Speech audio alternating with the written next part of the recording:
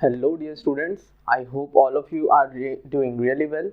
तो बच्चों, हम मोल पढ़ रहे थे और हमने लास्ट क्लास में ये देखा था कि मोल की ये जो वैल्यू है Na, जिसको हम रिप्रेजेंट करते हैं, उसकी ये वैल्यू इतनी खास क्यों है, आज हम ये जानने वाले थे। ठीक है, ये वैल्यू हमने निकाली थी ऐसे, और मोल की ये जो Na वाली जो वैल्यू है इतनी खास क्यों है, आज हम ये जानेंगे। ठीक है, तो वो जो खास बात है उसमें, वो जो सीक्रेट है इस वैल्यू में, वो है इस डेफिनेशन में। किस डेफिनेशन में?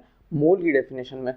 तो मोल की डेफिनेशन को आप बहुत ध्यान से सुनना, उसको समझना, और फिर आपको ये जो वैल्यू है इससे बिल्कुल डर नहीं लगेगा। लाइक डजन को आप 12 जानते हो, उससे आपको बिल्कुल बहुत कंफर्टेबल रहते हो, लेकिन इससे अक्सर अजीब सा लगता है कि ये इतनी वैल्यू, इतनी अजीब सी जो वैल्यू है, इतनी यूजफुल कैसे है, राइट। तो वो जो डेफिनेशन है उसमें ही ये इसका एक सीक्रेट छुपा है। तो वो डेफिनेशन ये है कि वो डेफिनेशन कहती है the number of particles in 12 gram carbon 12 element are this. ठीक है, तो वो जो डेफिनेशन है वो कहती है कि जो नंबर ऑफ पार्टिकल्स हैं इन 12 ग्राम कार्बन 12 एलिमेंट, अब वो जो नंबर ऑफ पार्टिकल्स हैं वो हमने कैलकुलेट किए, और वो जो नंबर ऑफ पार्टिकल्स हैं वो ये आए। अब वो कैलकुलेट कैसे किए मैं वो बताता हूँ। डेफिनेशन ने क्या कहा था कि 12 ग्राम कार्बन 12 एलिमेंट आप लीजिए। ठीक है, तो 12 ग्राम कार्बन 12 एलिमेंट मैंने लिया, और इसमें, इस चीज में जितने भी नंबर ऑफ पार्टिकल्स हैं, जितने भी नंबर ऑफ पार्टिकल्स हैं, वही मेरा क्या है, वही मेरा है 1 मोल के बराबर, राइट। तो मुझे इस चीज में नंबर ऑफ पार्टिकल्स कैलकुलेट करने, किसमें? 12 ग्राम कार्बन 12 एलिमेंट में। तो वो मैं कैसे करूंगा? बहुत आसान, आप डिवाइड कर सकते हो। 12 ग्राम आपने लिया क्या? Carbon 12 element. अब इसमें एक पार्टिकल का जो मास है वो आपको पता है। एक पार्टिकल किसका? कार्बन 12 का। एक पार्टिकल कौन सा? पार्टिकल क्या होता है कार्बन 12 एलिमेंट का? एक एटम ही होता है, राइट। हम H2O की बात नहीं कर रहे हैं। H2O की बात अगर मैं करता तो यहाँ पर एक मॉलिक्यूल होता, एक पार्टिकल, लेकिन यहाँ पर कार्बन 12 एलिमेंट है। तो कार्बन 12 कैसे एग्जिस्ट करता है? मॉलिक्यूल फॉर्म में तो एग्जिस्ट करता नहीं है, ठीक है, एलिमेंट जो है, राइट। तो वो जो पार्टिकल है वो मेरा एटम होगा, और एक कार्बन 12 एटम की वैल्यू, उसका जो मास है वो हम जानते हैं, वो क्या होता है? 12 AMU होता है, राइट। हमने लास्ट क्लास में पढ़ा था एटॉमिक मास के बारे में। कार्बन 12 का एटॉमिक मास होता है 12 AMU, राइट, हमने ये देखा था। तो ये जो वैल्यू है वही मेरा क्या है? 1 मोल के बराबर है। अब इसकी जो वैल्यू हम कैलकुलेट करेंगे, हमें पता है EMU की क्या वैल्यू होती है। 1 AMU हम जानते हैं, हमने लास्ट क्लास में देखा था। 1 AMU की वैल्यू आई थी 1.66 इंटू 10⁻⁻24 ग्राम्स, राइट। ये मैंने डिड्यूस की थी लास्ट क्लास में। मतलब ये डिड्यूस कैसे की थी? हमने देखा था मास स्पेक्ट्रोमीटर में AMU की वैल्यू हमने निकाली थी, याद है। तो ये जो वैल्यू है इसको हम यहाँ पे पुट करेंगे, तो ये होगा 12 ग्राम अपॉन 12 इंटू 1.66 इंटू 10⁻⁻24 ग्राम्स। अब ये जब वैल्यू मैं कैलकुलेट करूंगा तो ये बनेगा 1 अपॉन 1.66 इंटू 10⁻24, और ये जो वैल्यू है जब आप इसको कैलकुलेट करेंगे तो ये आ जाती है आपकी, कहाँ गई ये वाली वैल्यू। इसी को हम कहते हैं 1 मोल की वैल्यू, जिसको हम Na से रिप्रेजेंट करते हैं, राइट। तो ये वाली वैल्यू इतनी खास क्यों हो गई थी, मैं इस बारे में बात कर रहा था। एक्चुअली ये जो वैल्यू हमने अपने से ख्वाबो ख्यालों में नहीं निकाली है, ठीक है। ये वैल्यू इस कैलकुलेशन से आती है। किस कैलकुलेशन से? इस डेफिनेशन को ध्यान में रख के। किस डेफिनेशन को? कि 12 ग्राम कार्बन 12 एलिमेंट में जितने भी नंबर ऑफ पार्टिकल्स हैं वही हमारा 1 मोल होगा, राइट। तो इस तरीके से हम 1 मोल कि कितने पार्टिकल्स हैं, मतलब कितनी इसकी वैल्यू होगी, उसको हम रिड्यूस कर पाते हैं, राइट। तो अब अपन ग्राम एटॉमिक मास के बारे में बात कर रहे थे। ग्राम एटॉमिक मास के बारे में मैंने बोला था कि नंबर, जो भी मास है किसका? Na पार्टिकल्स का। अब पार्टिकल कुछ भी हो सकते हैं। अगर मैं H2O की बात करूंगा तो वहाँ मॉलिक्यूल होगा, अगर मैं कार्बन की बात करूंगा तो वो एटम होगा, राइट। तो the mass of 1 mole particles is gram atomic mass, right. अब वो अगर एटम्स हैं तो ग्राम एटॉमिक मास हो जाएगा, अगर वहाँ मॉलिक्यूल्स हैं तो वहाँ ग्राम मॉलिक्यूलर मास हो जाएगा। अपन GMM के बारे में पढ़ेंगे, मतलब ग्राम मॉलिक्यूलर मास के बारे में। पहले मैं ग्राम एटॉमिक मास के बारे में थोड़ा बताता हूँ। तो यहाँ पर जैसे अगर मैं कार्बन 12 के लिए ग्राम एटॉमिक मास लिखूं, यानी कि the mass of Na atoms of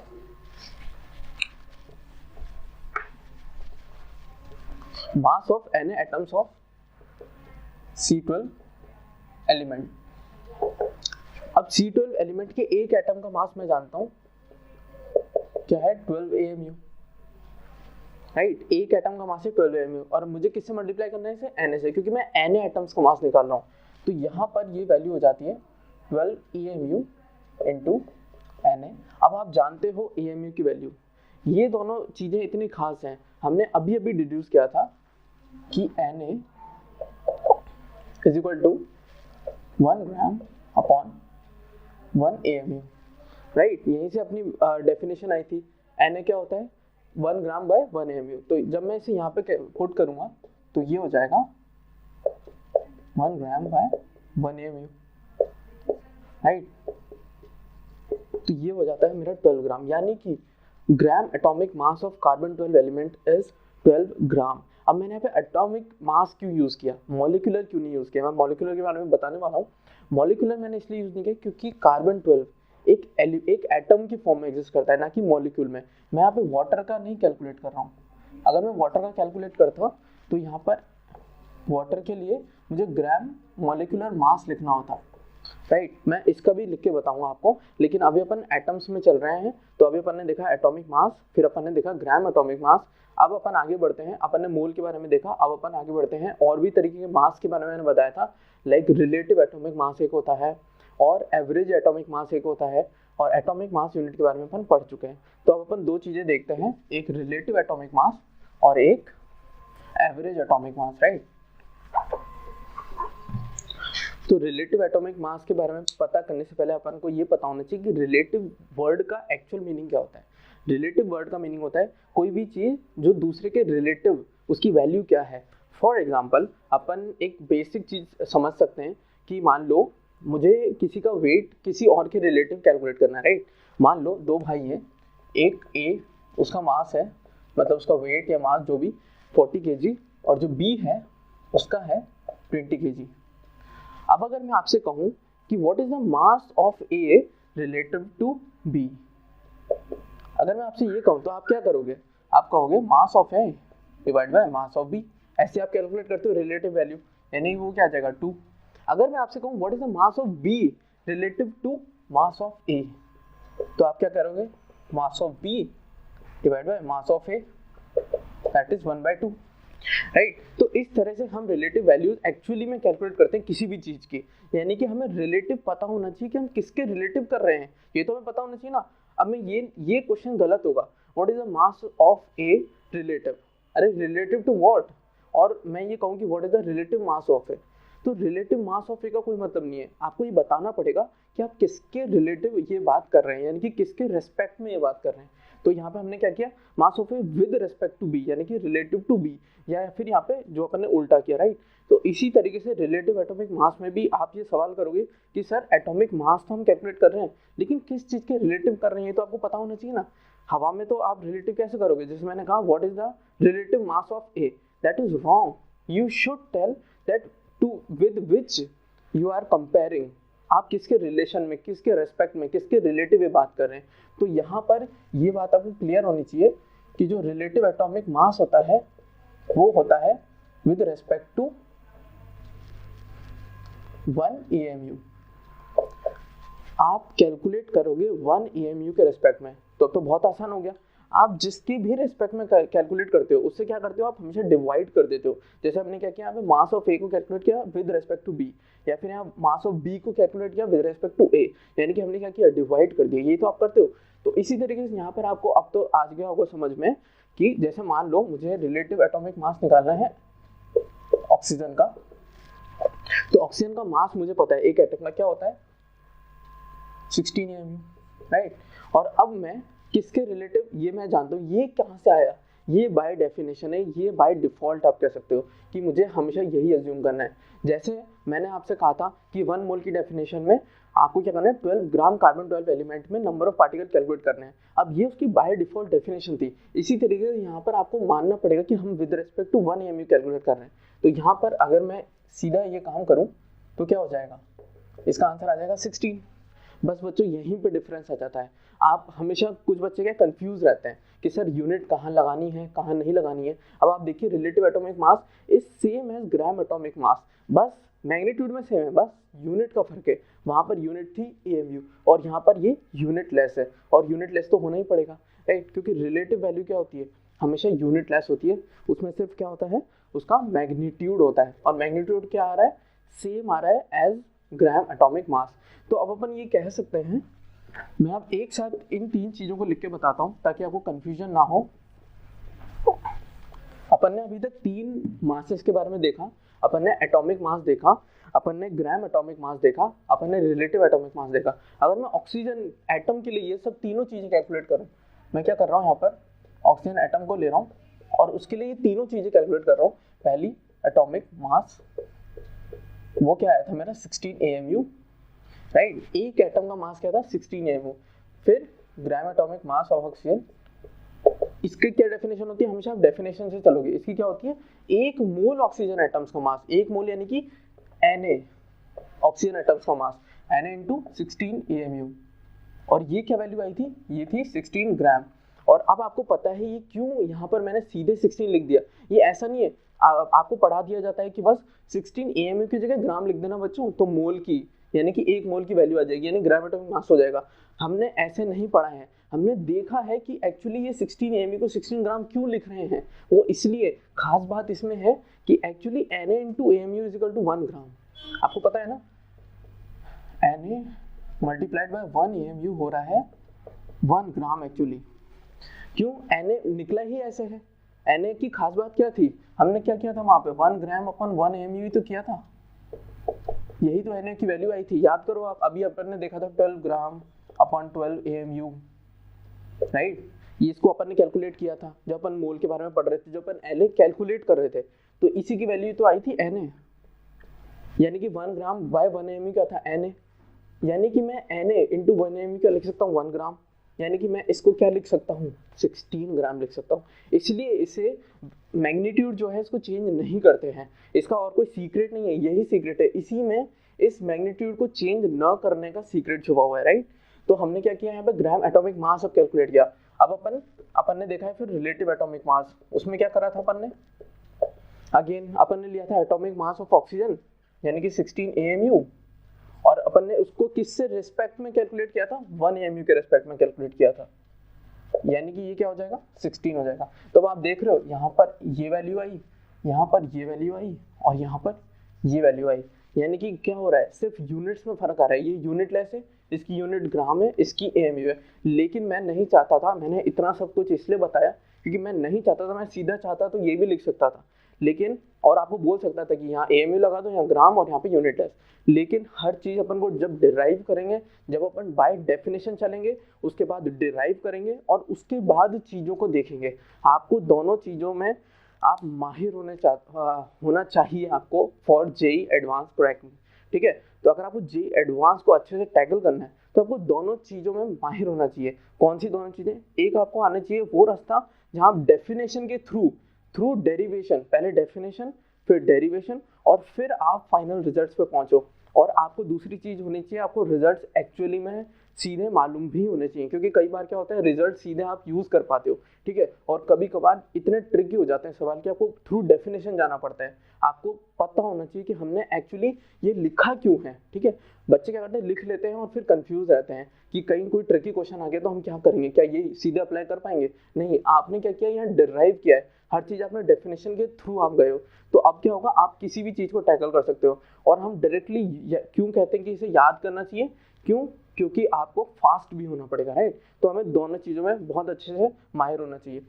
तो अपन ने यहाँ पे 3 मासेस के बारे में अभी पढ़ा है। अब अपना जो चौथा है वो है एवरेज एटॉमिक मास। आपने पढ़ा होगा एवरेज एटॉमिक मास को, या आपने सुना होगा उस बारे में, तो मैं एक बार बता देता हूँ। एवरेज एटॉमिक मास कुछ भी नहीं है, आपको नाम से ही समझ आ रहा है कि एवरेज किसी चीज़ का निकालना है। किस चीज़ का, एटॉमिक मास का एवरेज। अब एवरेज एटॉमिक मास के लिए अपन एक एग्जांपल लेते हैं। जैसे अपन कार्बन के 3 आइसोटोप के बारे में अपन जानते हैं, ठीक है, ये कार्बन के 3 आइसोटोप के बारे में हम जानते हैं, और मैंने आपको बताया था कि ये जो है ये नेचर में सबसे ज्यादा मिलता है। मतलब कार्बन के तीनों आइसोटोप में मैं कंपेयर कर रहा हूँ तो ये सबसे ज़्यादा एबंडेंट है इन नेचर। इसकी मान लो आपको क्वेश्चन में कहा है कि find the average atomic mass of carbon 12, ठीक है, सॉरी कार्बन, ठीक है, कार्बन 12 ये है, कार्बन 13 एंड कार्बन 14। तो अगर आपको एवरेज एटॉमिक मास के बारे में पूछा है, इसका एटॉमिक मास है 12, इसका 13, इसका 14, अब आप क्या करोगे? कुछ बच्चे क्या करते हैं, सर इनका एवरेज लेना है, कुछ नहीं है सर, ये लो इनका एवरेज आ गया। ऐसे नहीं है, इसका जो परसेंटेज है, ऐसा नहीं है कि इनका परसेंटेज बराबर है, इसका 1/3, इसका 1/3, इसका 1/3, ऐसा रेशो नहीं है इनका। आपको क्वेश्चन में दिया होगा कि इनका परसेंटेज इन नेचर क्या है। फॉर एग्जांपल मान लो इसका परसेंट दे रखा है आपको 99, ठीक है, 99%, इसका दे रखा है 0.9% और इसका दे रखा है 0.1%, राइट। तो आप क्या करोगे? आप क्या करोगे कि इसको क्या करोगे, 12 into 99 plus 13 into 0.9 plus 14 into 0.1/100, ठीक है। तो इस तरीके से एवरेज एटॉमिक मास कैलकुलेट करते हैं हम, ठीक है। आप और भी चीज़ों का देख सकते हो, जैसे क्लोरीन के भी आपको 2 आइसोटोप मिलते हैं, ठीक है। क्लोरीन के एक आइसोटोप होता है ये वाला और दूसरा एक आइसोटोप मिलता है नेचर में ये वाला। तो हो सकता है इनकी परसेंटेज दे दी जाए, मान लो फॉर एग्जांपल क्वेश्चन में दे दिया जाए इसकी 70%, इसकी 30%, तो आप क्या करोगे?